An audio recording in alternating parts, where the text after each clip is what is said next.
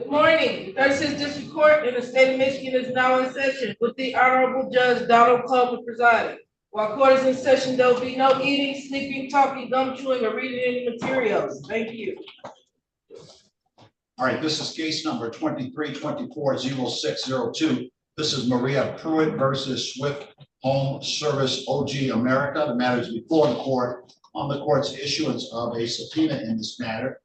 Day and time set for the release of information that was required pursuant to the subpoena. Do I have on the Zoom Maria Pruitt? Please say something if you hear.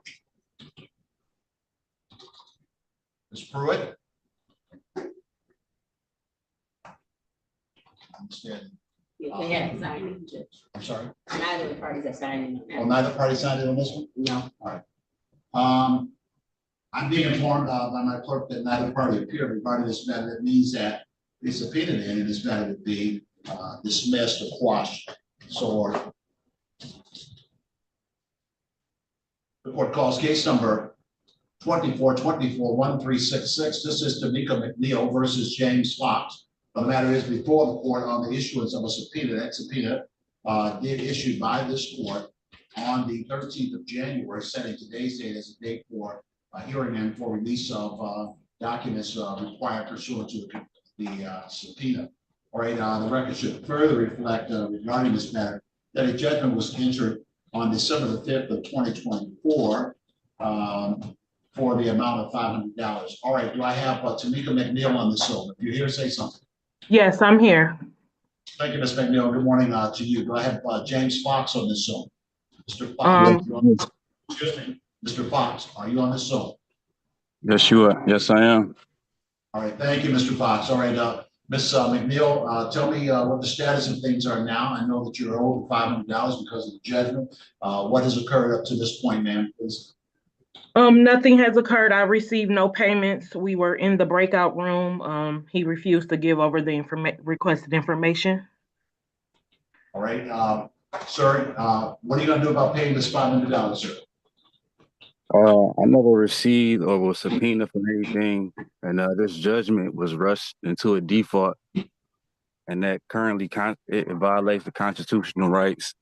So I asked for this court matter to be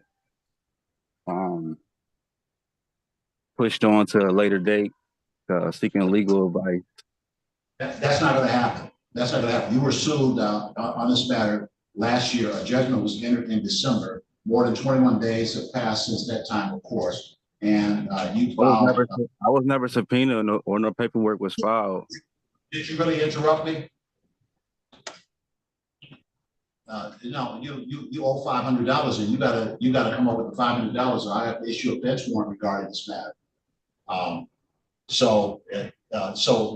Here's my question to you: is are you coming up with the $500, and how are you coming up? At what date are you coming up with $500, or do I issue a warrant for your arrest because you have a judgment against you now? If you want to hire a lawyer, you do whatever you want to do, but you have a judgment against you right now. That's the issue that you have, is that you have a judgment now. If you can find a way to get that set aside, that's up to you. Maybe you get your money back, but you have a judgment against you since December. It's March now. You got to pay that $500. Otherwise, a warrant's going to issue for your arrest. Now, so sir, tell me, what are you going to do about this $500 problem? Because all that other stuff you're talking, that's not going anywhere. You have to follow other procedures if you wish to raise those issues. You don't have that now. You waited several months and you owe $500. So what are you going to do?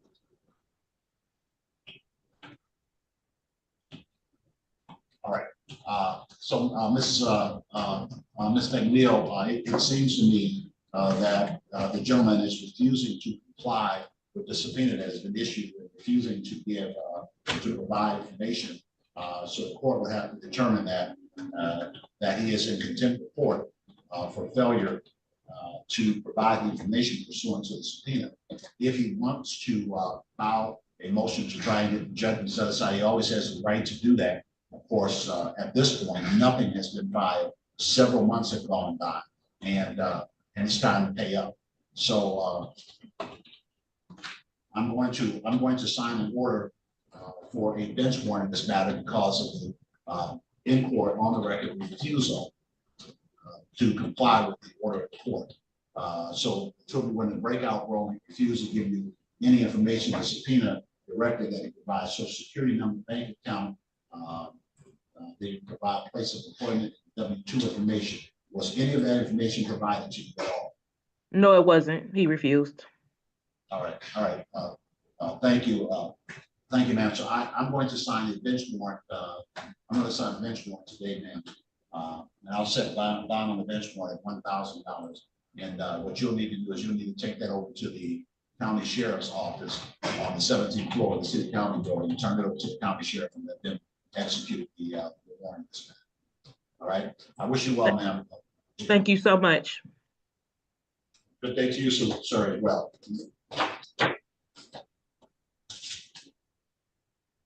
All right, this is case number 24-167-375. This is Calvary SPC LLC versus Teresa Lefwich. Well, the matter is before the court well, I had a separate pretrial conference, but it looks like there's been, in fact, I set it up for review. There was a number of documents regarding bank statements that were submitted to the court. Counsel, your appearance for Calvary, please. Counsel for Calvary SPB. All right, I'm looking for Teresa Lefwich. Ms. Lefwich, if you're on the Zoom. All right, I'll recall that matter at the end just to make sure we didn't miss anybody in that regard. The court is now calling 24-160-625. That is Crown Crown Asset Management LLC versus Linda Brady. That's B-R-A-T-I. The matter is before the court set on for a status conference. The first hearing in this matter. The court is in receipt of the defendant's answer. It seems that the complaint in this matter alleges damages in the amount of $1,209.36. Counsel, your appearance for Crown Asset. Counsel for Crown Asset. All right, do I have Linda Brady on the Zoom? Yes. All right, good morning. Good morning to you, Ms. Brady. I don't see the attorney on the other side. Have you spoken with Crown Assets regarding this matter recently? Yes, I have entered into a settlement agreement with Crown Asset, and I signed a stipulation agreement for amount less than what was owed. All right, and so the what has happened is that the paperwork hasn't populated to the court's file yet. So that's why that would explain why the other side is not here, because you've reached an agreement. They're going to submit paperwork to the court. So I'm going to put a note on this matter that the case has been resolved and that the court is awaiting paperwork regarding this matter. All right, good day to you, ma'am. Thank you. Thank you. Bye-bye.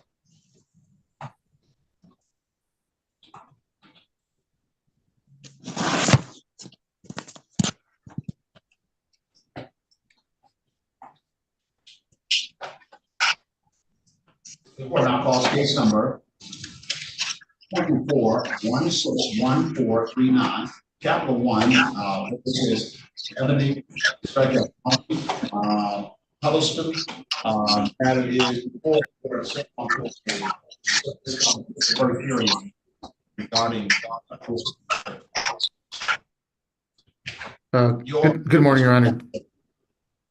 Good morning, Your Honor. J. Baig, B-A-I-G, P36820, appearing on behalf of plaintiff. Thank you, Mr. Baig. Good morning to you, sir. I'm looking for Imani Huddleston. If you're on Good the morning. Zoom. Yes, good morning.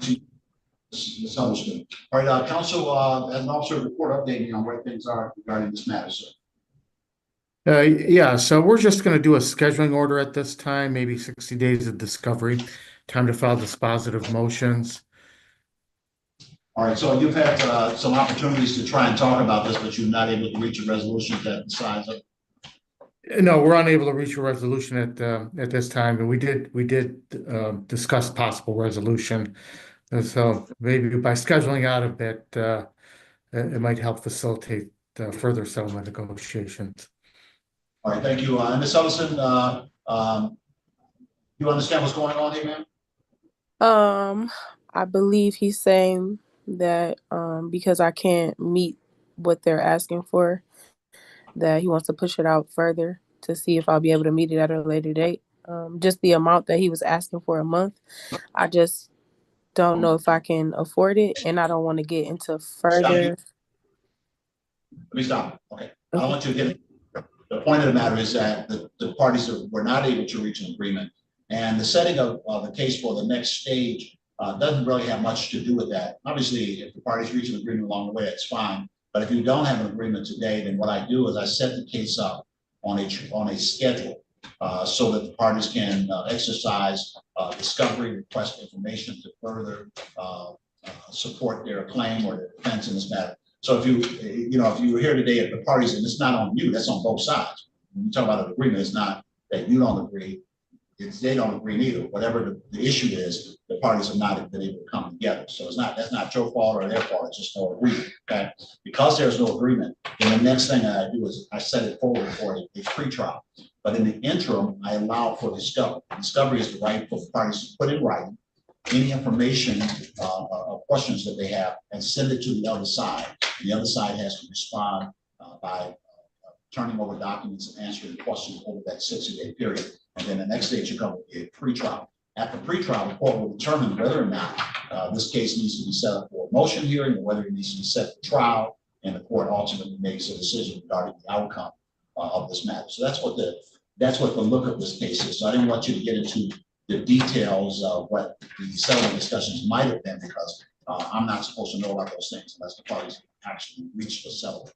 All right, so what I'm going to do is I'm going to go ahead and set it for the next action date in this matter. It's 60 days from now.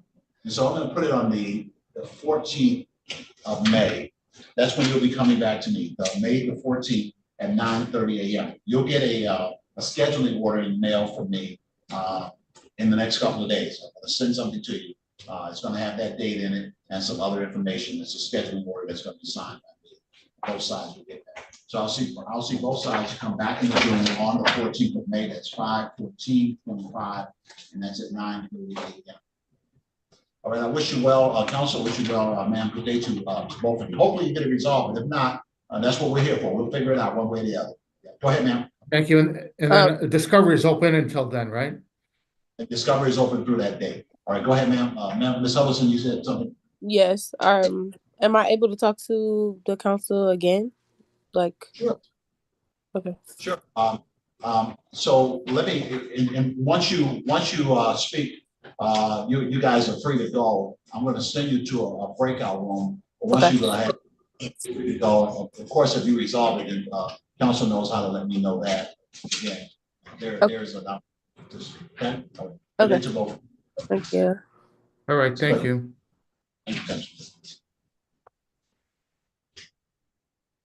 All right, the court now calls 24-175-698. This is LVN Funding versus looks like Brittany Ambrose. Matter is before the court set for its first hearing. That is a status conference that's set by this court. I am in receipt of the defendant's answer. The claim in this matter is $1,002.28 for LVN Funding. Your appearance at this time. Good morning, Your Honor. Attorney Ashley Nonis Hartman on behalf of plaintiff. Thank you, Ms. Hartman. Go ahead and put your P number on if you will, counsel. Sure, it's P77029. All right, thank you, counsel. Good morning again. I'm looking for Brittany Ambrose. Say something if you're there. I see some indication. Yes, I'm here. Can you hear me? All right. Yes, ma'am. Thank you, Ms. Ambrose, and good morning to you. Good morning. Counsel, thank you. As an officer of the court, Ms. Hartman, give me an update on what this matter is at this time.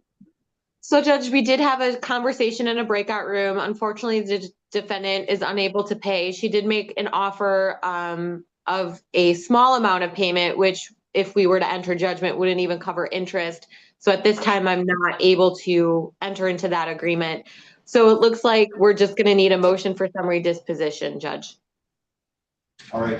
So let me ask you, counsel, was there a disagreement regarding the amount of the judgment to be entered? No, it doesn't seem like there's any disagreement as to the debt, the amount owed. It was just a matter of repayment. I did ask for a consent judgment without repayment terms, and we can discuss that along the lines, but it's just not something that we could nail home. So at the end of the conversation, it just seems like we gotta proceed with a motion. All right, thank you. So, Ms. Ambrose, if you are not in disagreement regarding the amount of the claim, then you do have the right to enter into a consent in that regard, and then you can petition the court as to the amount that you would like to pay. And the court will then look at what your resources are, and then make a decision regarding what your payment amount. That sounds good.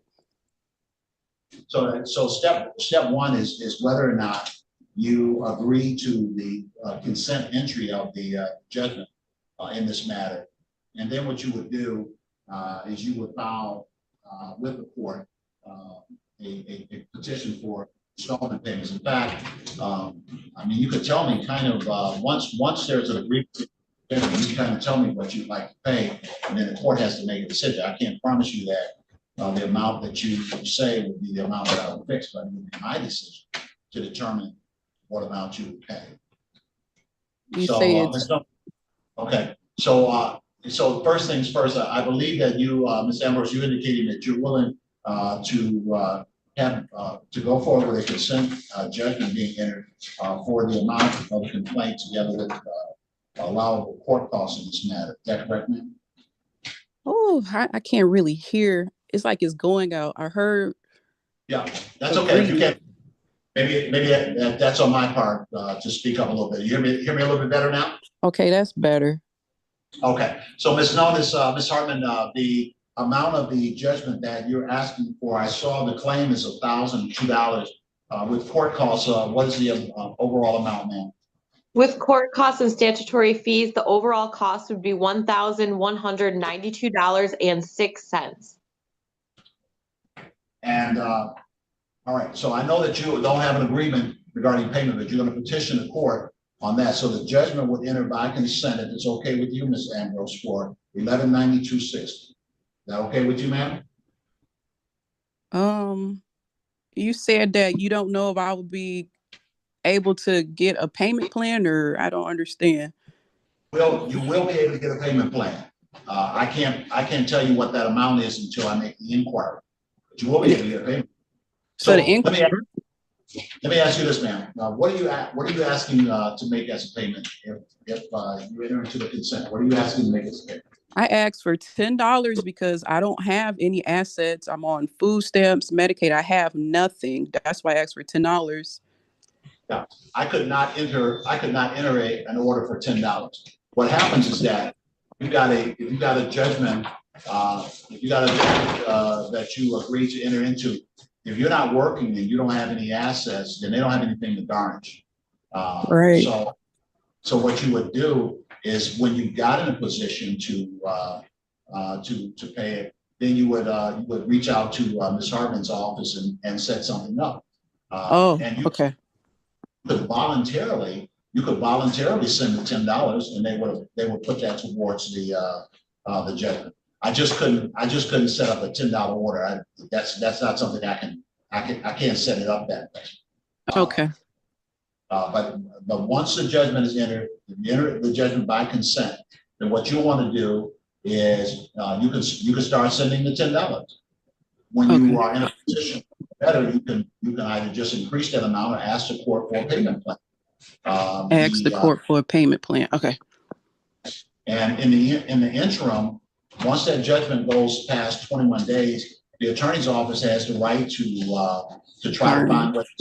Yeah, they have the right to try to find ways to collect. I mean, if you're working, they could garnish your wages. If you have an income tax return coming, they could go after your state income tax return. But if you don't have anything, there's not much they can do. The judgment will wait until you're able to pay it. That's kind of the way that whole thing goes. And that's the only option that I have. Well, it seems like a few options now. One of the things that Miss Hartman was saying, because she certainly did not want you to be in a position where she was forcing your hand on anything. So she was saying that, Judge, just set it up, I'll file a motion, and then maybe the judgment will be entered on the motion. But it seems to me there's not a dispute regarding the payment amount. So basically, what we'd be doing is kicking it down the road, and we end up in the same type of situation like maybe 60 days from now.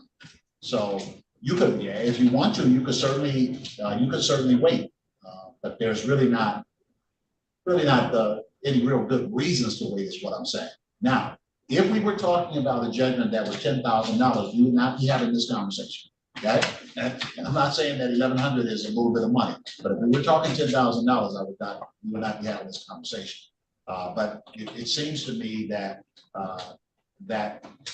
you might be able to find a way at some point to manage payments on $1,100 judgment. But Right. Nobody could agree to a payment of $10 a month. What I'm saying, okay? So I took a little bit of time to talk to you so that I could explain some things to you. I don't want you to feel any kind of pressure in the situation. So maybe I'll follow what Ms. Hartman has suggested. I'll just set it up on a scheduling order and bring the case back in front of me on the 15th of May, 5/15/25. You can still start paying on this in the interim, even if you wanted to do it that way. So I'll the new date to come back. I'm going to issue a scheduling order. You'll get that in the mail in the next couple of days, and then at 9:40, straight at 9:30 on 5/15, that's when you're coming back in front of me, right? Okay, that makes sense. All right. Hope you got understanding. And It thank makes you, a lot Ms. of Hartman. sense. Thank All you. right, thank you, and thank you to Ms. Hartman for Yep, have a good day. to try to explain it. All right, thank you. I appreciate it. Yeah. Good day. All right, this is case number 24-170-254. This is LBM Funding LLC versus Carl Simmons. The matter is before the court, set on for a first hearing regarding this matter. Your appearance for the plaintiff, LBM Funding, please. Good morning, Your Honor. Preston Nate, P777884 for LVNV. All right, thank you, counsel. Good morning to you. I'm looking now for Carl Simmons. Carl Simmons, if you're on this Zoom, please say something at this time. I'm not seeing that person indicating, counsel. Update me as an officer of the court. What's going on here, sir, to the best of your knowledge? Honestly, it's a tough one because I don't think we ever really received the answer from Mr. Simmons. So I'm not sure really what his position is. This is a Credit One Bank, credit card account we're trying to resolve. $908 and some change. So, but other than that, nothing really has happened on this file. I've looked through the answer, and it's either, it says, I do not know if the statements are true throughout. Okay.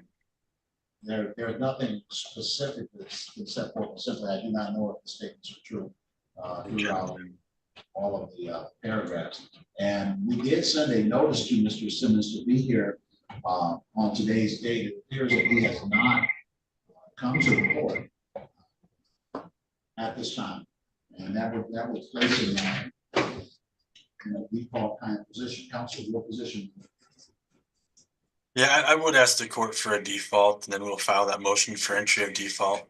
Maybe he'll appear to that, and we'll go from there. Thank you, counsel. The court would determine that the defendant is in default on the failure to appear, and on that default, the judgment may enter pursuant to the court rules. You may proceed accordingly, counsel. Very good. Thank you, Your Honor.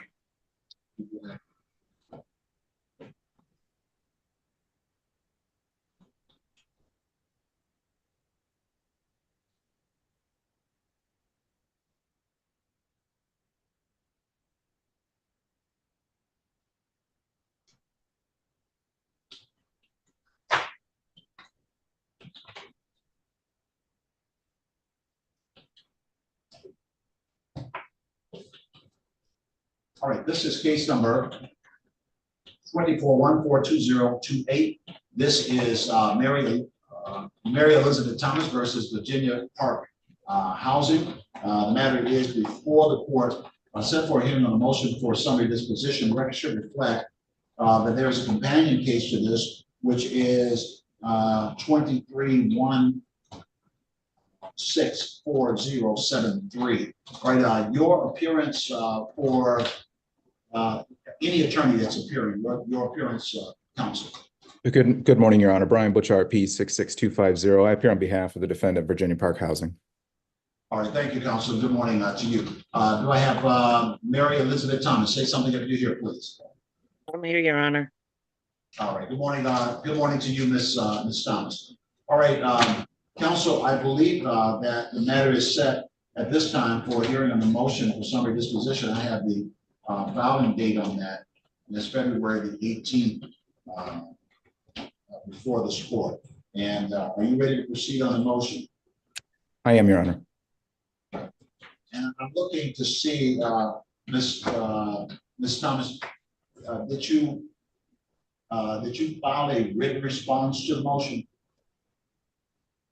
I filed paperwork a couple of days after the court date. All right, so it's not a trick And question. I Let me ask you the question again, okay? All right, so there's a motion for summary disposition before the court. My question is, did you file an answer, a written answer to that motion? yes, I did. I don't see. I don't see a written answer. That's why I'm asking you that. So this was filed on February. When did you file your written answer? It was a couple of days after court, and I also answered everything, and I mailed it with the return signature, which I have in front of me. It didn't ask you all that, okay? It didn't ask you that, okay? And I know that this is the kind of thing that kind of frustrates people. When I ask them a question, they want to ask the 6 or 7 other questions. I didn't ask you, okay? If we come to that, then we'll delve into that part. And what I'm asking you now is if there is something that you filed in response to that motion for summary disposition, I want to be able to see that before ultimately I make a decision on this. That's why I keep asking you about that. You want to talk about something else, but I'm asking about that. Let me ask counsel, sir, have you received a copy of the defendant's response to your motion? No, Your Honor, we've not received a response to the motion. I believe Ms. Thomas may be referring to answering the discovery, which she did ultimately do shortly, I believe, after the last court appearance. So I think that may be where the confusion is. Yeah, I understand that, but obviously that's not the question that I'm asking. And it's good if that's done, but that's not the issue that's before the court at this time. All right, the motion is before the court. All right, so let me hear you. Let me hear you, counsel, on your motion, and then I'll hear from Ms. Thomas. Obviously, if I had a written document in response to the motion, then I'll work from that as well. But I'm going to allow her to verbally respond to the motion. But you may proceed at this time. Thank you, Your Honor. And before I get into the merits of the motion itself, I do want to sort of point out procedurally here, as the court indicated, there is a companion case. That case was filed initially as a small claims case. My colleague, who is kind of the point person on this case, but is traveling today, ended up removing that case and filing a motion for more definite statement. The court may recall through a couple of hearings that was ultimately not done, and the court dismissed that case. Ms. Thomas then refiled the case, and notwithstanding the admonishments from my partner, she failed to put in there that there was a previous related matter that had been assigned to you, and so that required another motion to be filed by my office. With regard to the discovery, Ms. Thomas did ultimately answer, but she answered 40 days late, pursuant to court rule. Particularly requests to admit are admitted if they are not denied. They are deemed admitted if there's no answer filed within 28 days. She failed to meet that deadline. We have this pending motion for summary disposition. There's been no answer filed. So as far as defendant is concerned, Your Honor, this is an unopposed motion. And I wanted to just bring sort of that procedural history to the court's attention, primarily because this is not our lawsuit. My client didn't ask to be sued, of course. And although we understand Ms. Thomas is proceeding in pro per, she still is bound by the court rules.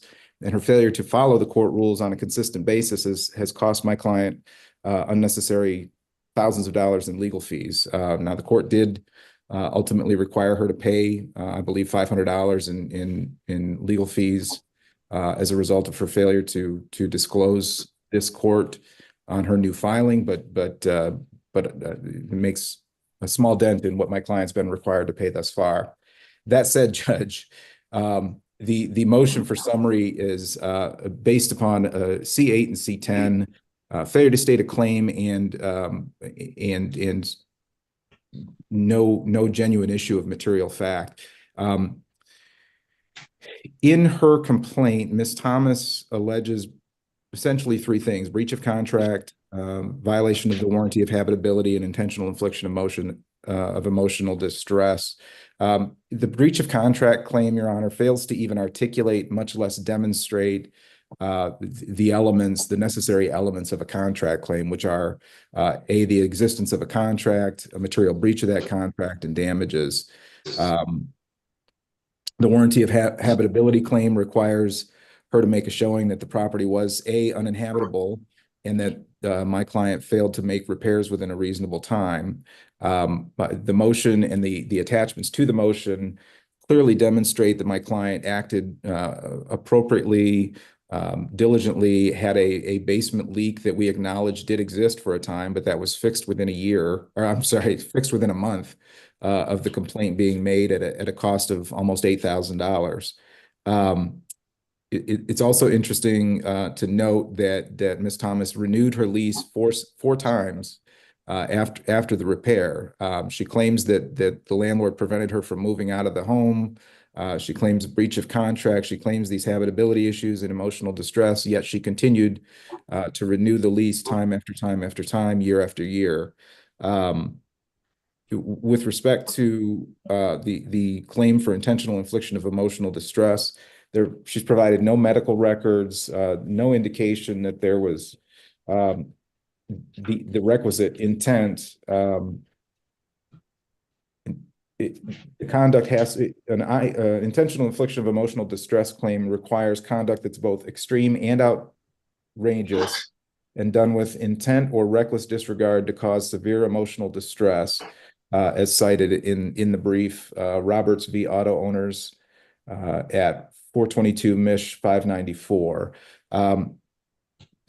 Ms. Thomas has failed to demonstrate, and obviously, again, through her failure to answer this motion, has failed to demonstrate that any of those things exist. There is no, and lastly, Your Honor, a brief word about the concept of latches. And again, I'll highlight that Ms. Thomas did, after the 2020 alleged breach with the repair issues, went on to renew her lease at least four times. And so I believe that her claims for these breaches that are alleged to have occurred in 2020 or 2022 should be barred by the doctrine of latches, because she continued to choose to stay at my client's property, notwithstanding her claims of these issues. And so, Your Honor, for all of those reasons, our motion is supported by an affidavit from the area manager. So there is testimony to support, or by way of affidavit to support the claims that we've made in our motion. Again, the lack of a response or any counter affidavits, we believe, Your Honor, for those reasons, the motion should be granted. Let me ask you, relative to the discovery items that has been brought up by both you and Ms. Thomas, in the request to admit, what requests to admit were not timely answered? Well, none of them were timely answered, Judge. The requests to admit were not provided to us until some 40 days after the deadline date. And bear with me a second as I look through I guess I didn't frame my question properly. More specifically, under the court rules, she would be bound by the failure to answer that those would be admitted. So what has been admitted, I guess is what I'm saying. Understood, Judge. My apologies.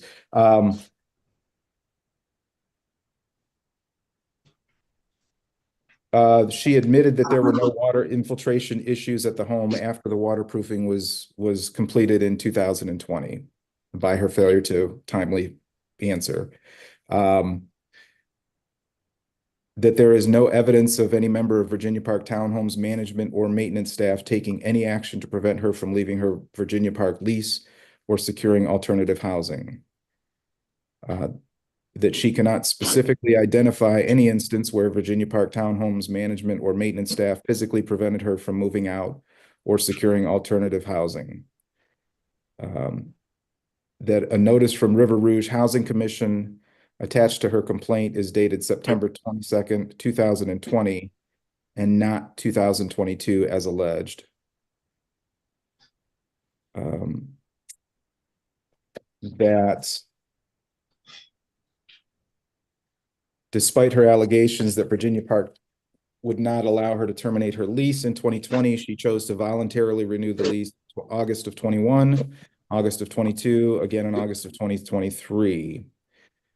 That there is no evidence that that she has no evidence that Virginia Park Townhomes prevented her from terminating her lease at any time.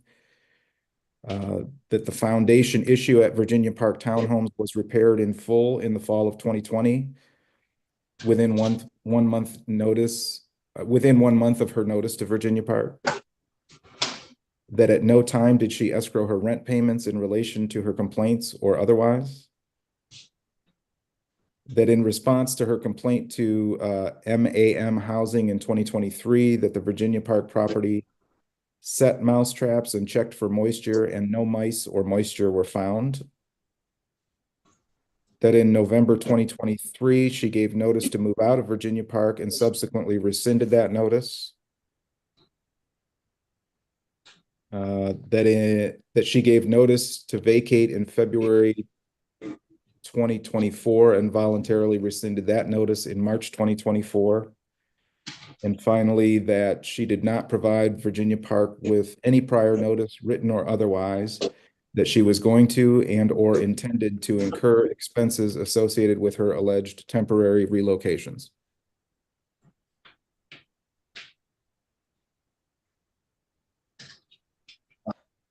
So ma'am,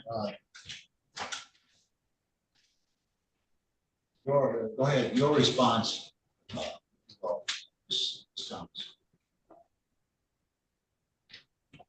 Are you able to hear me, Ms. Thomas? Go right ahead, ma'am, your response. Okay, Your Honor, so in 2021, the tenants of Virginia Park Housing received a letter that over 80 units have been cited, and they received a grant that they were going to rehab all of the houses. My address was on there for certain units would move at a certain time. So the letter stated that they were going to work with us and rehab the units, and they were going to relocate us to another unit. And once my unit was fixed, they were going to send us somewhere else. So I re-signed the lease.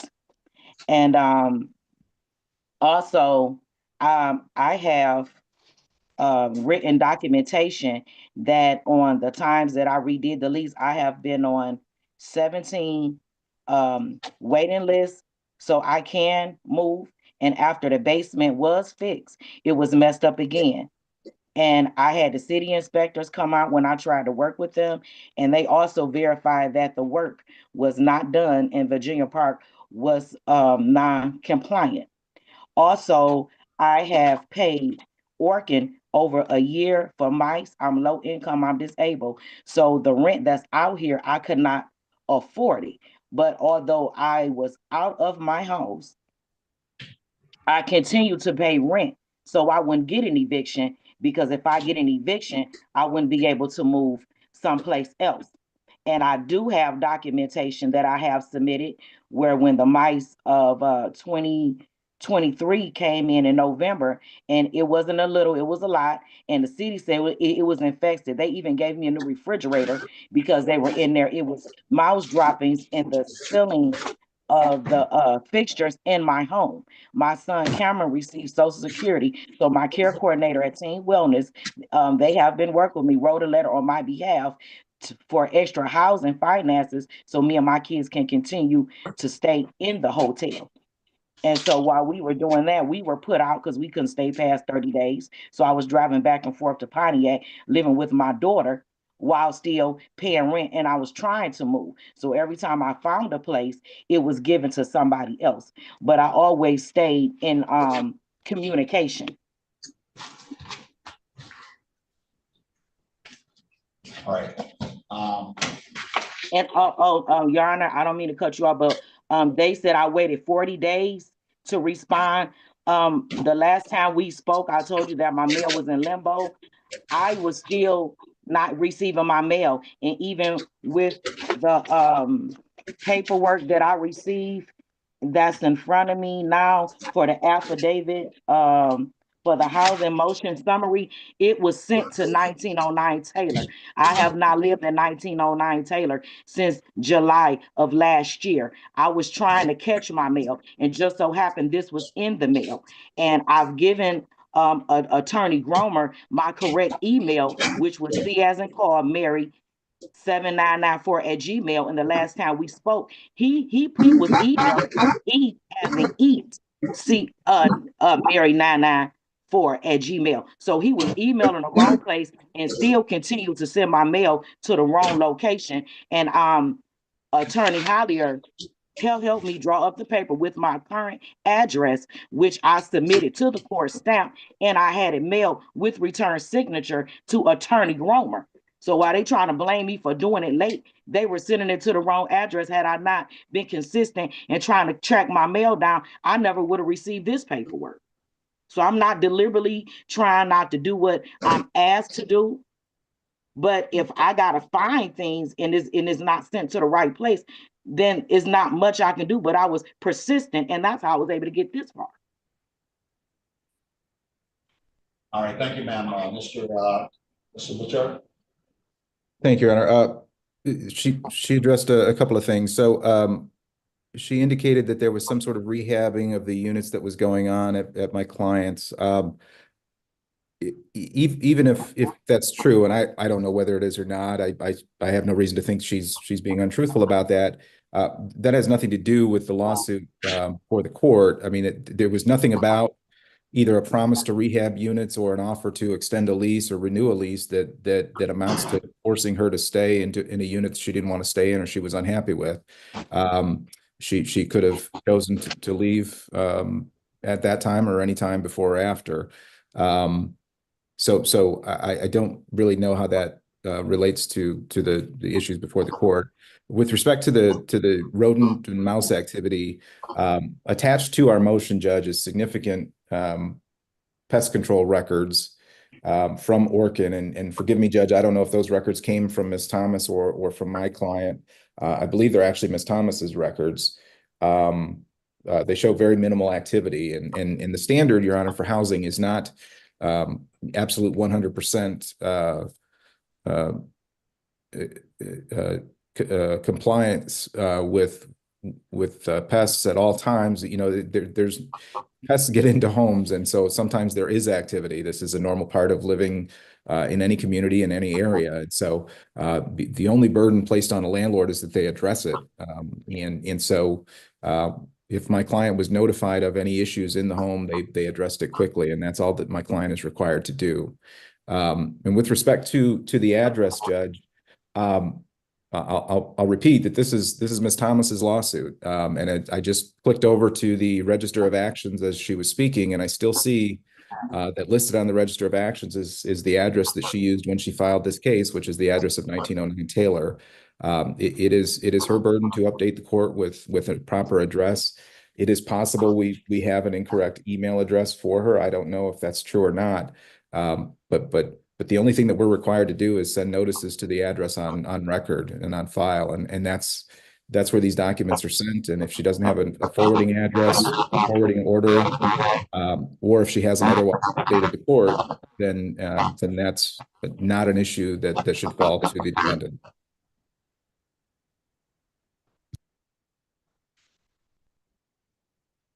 All right, anything else, Ms. Thomas, and then Mr. Butcher, you take the last one. Anything else, Ms. Thomas? Yes, I want to comment on what he said as far as the mice in the area. They repaired the basement, but on my Orkin documentation, it states that when they went in the basement, the open perimeter of my basement was still open. So when they exterminated and tried to spray, it went to the bottom of the house.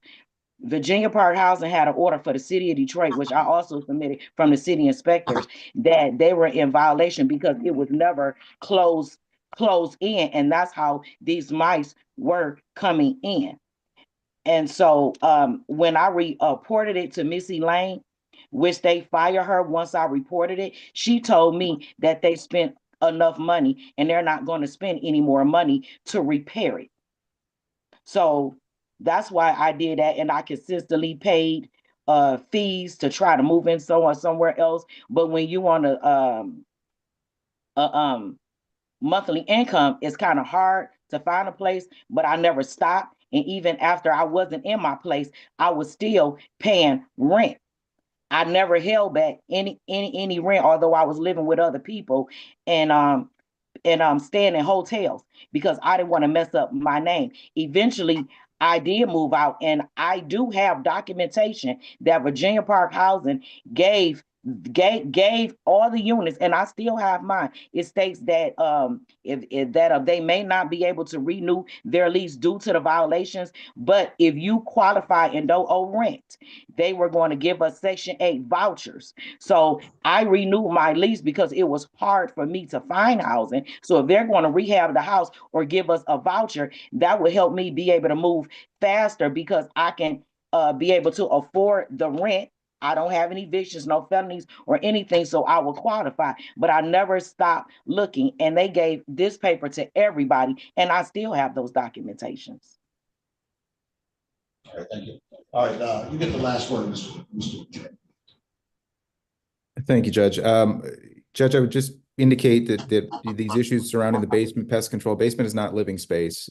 Basement is a basement, it's storage. That's not to say that anybody should be expected to endure issues in the basement, but you know, this is a lawsuit regarding warranty of habitability, breach of contract, and intentional infliction of emotional distress.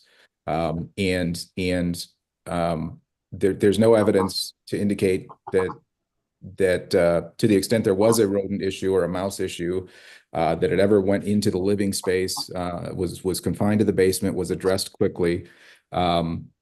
Again, Judge, whatever promises my client may have made, whether true or not, that they promised to rehab units, it was still Ms. Thomas's choice to choose to stay or to leave. She professes that she was unhappy there, yet she continued to renew her lease. And so she can't have it both ways to say that the place was uninhabitable and enough such that she should be entitled to significant monetary damages because of the conditions, and yet continue to renew that lease over and over. Whatever the promises made by my client, she had an obligation to mitigate her damages if she was unhappy with the conditions or if she was suffering through some conditions, which there's not really any evidence of. She had an obligation to mitigate her damages and get out, and she didn't. She renewed this lease 3 times. She was there for 4 years. All right, thank you, Councilman.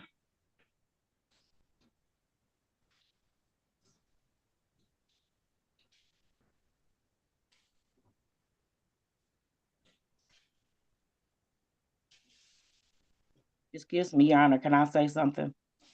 No, not about the case anymore. Okay.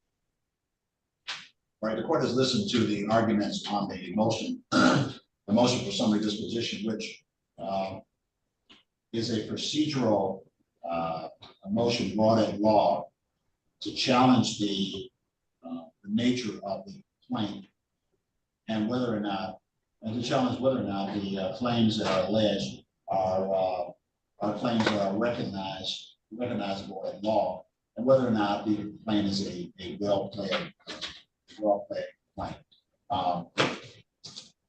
And of course, there are other issues that have arisen in the case, such as issues of discovery and not responding within the time permitted by law, the consequence of which is that it results in certain things being admitted by operation of law because they were not responding to in a timely fashion. The first thing that I see that I have to look at doing on as the plaintiff's matter is the allegations of intentional infliction of emotional distress. Even if I view the complaint in the most favorable way to the plaintiff in this matter, and assuming all facts in her favor, I do not see what legally she can make out a claim for infliction of straight up intentional infliction of emotional distress. That simply is not, it's not something that the administrator you've got to file claim any other subsequent document. Issue. Break it up. I'm sorry. Try to break it up. Oh, I'm sorry, Madam Reporter. So I don't see where claim for emotional infliction of emotional distress can be made out under the circumstances set forth in this case. There are some issues that are raised with regard to the complaint for breach of contract regarding this matter, and as I listened to the arguments made by the plaintiff, I listened to arguments made by the defendant. It seems that as relates to the claim there was a breach of contract here, that the court cannot really be certain as to whether or not that is true or not. It seems to be sufficient allegations in the complaint to go forward on the allegation that there was a contractual relationship,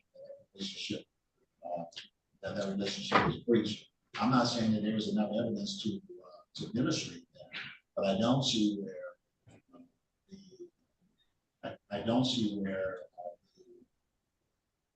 the motion and the facts and information that's a part of this case right now, in fact, eliminates the prospect that that the plaintiff could make out a claim for breach of contract. Likewise, connected to that is the count 2 in the complaint, violation of the warranty of habitability. All of these things, they do seem somewhat nebulous to the court because they don't set forth a great deal of specificity. But in Michigan, we have what's called a notice pleading jurisdiction, and the plaintiff's first amended complaint in this matter seems to give a sufficient amount of notice to plead a breach of contract and to plead a violation of warranty of habitability.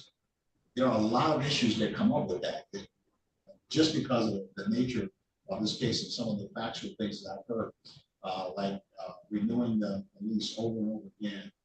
Those kind of things, they buttress against the notion that there is a breach of contract. That's just naturally the case. But again,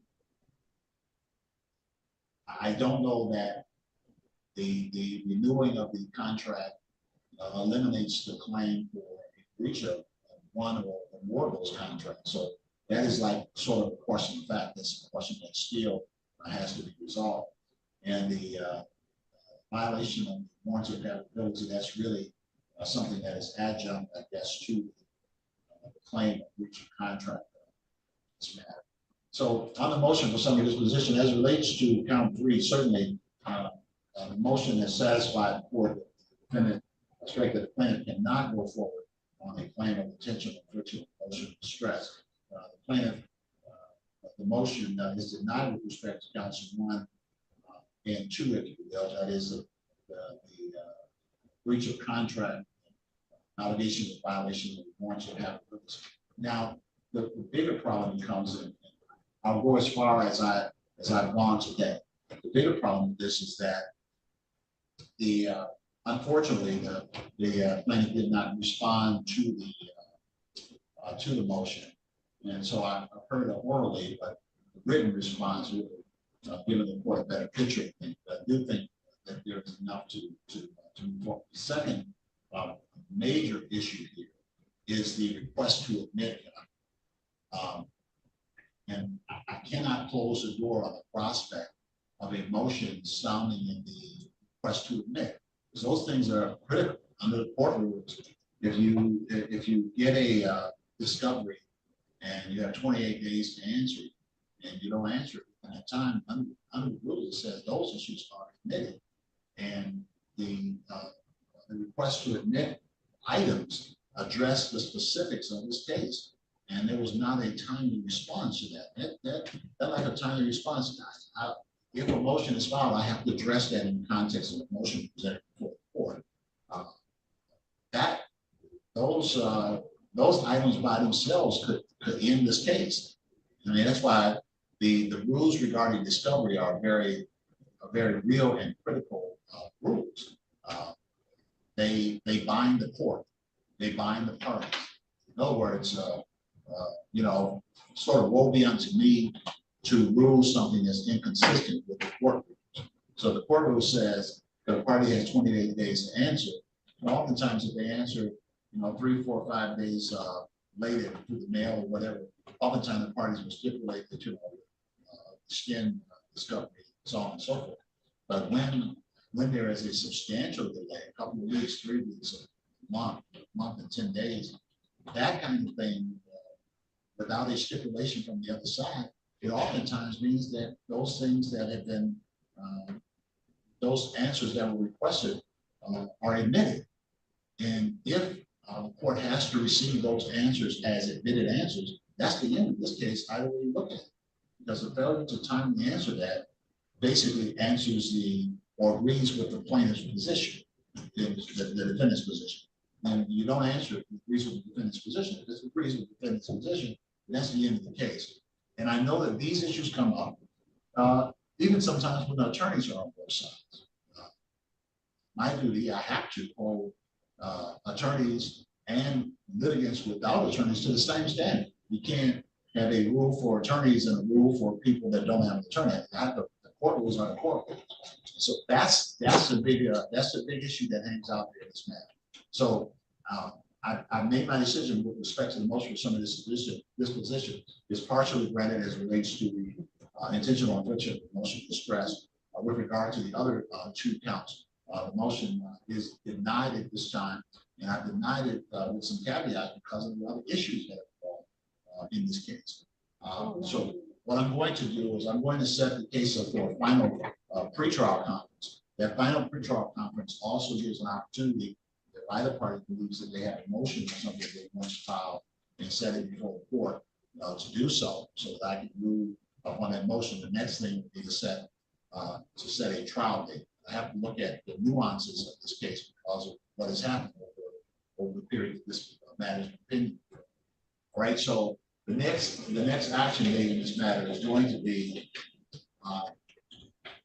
the 24th of April, 4/24 at 10 o'clock. 4/24 at 10 o'clock. That's a final pretrial conference and motion hearing. 4/24 at 10 o'clock.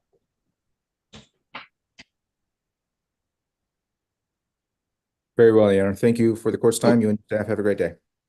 Good day to both sides. I wish you Thank you, luck. Your Honor. Thank you.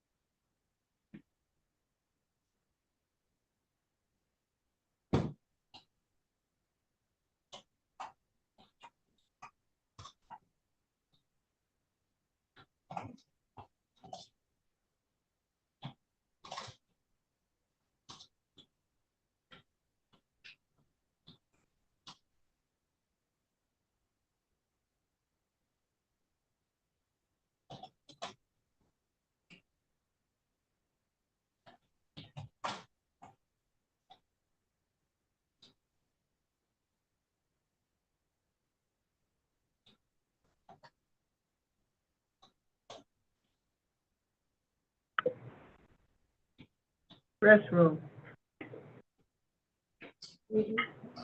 That was it. Well, Deborah, Yeah, that's it.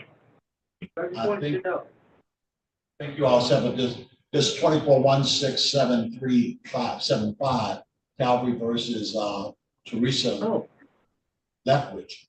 Nobody checked in on that. So right, no, this point, that case is dismissed. okay.